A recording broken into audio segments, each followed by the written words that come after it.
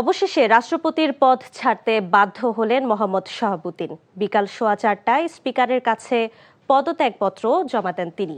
পরবর্তী রাষ্ট্রপতি নির্বাচনের আগ পর্যন্ত অস্থায়ী রাষ্ট্রপতির দায়িত্ব পালন করবেন স্পিকার। ফ্যাসিস্ট হাসিনার আমলে নিয়োগপ্রাপ্ত এই বিতর্কিত রাষ্ট্রপতি বিভিন্ন সময়ে আলোচনার জন্ম দেন। 5 আগস্ট ছাত্র জনতার বিপ্লবের পর শাহাবুদ্দিনের বঙ্গভবন ছাড়ার দাবিতে উত্তাল হয়ে ওঠে দেশ।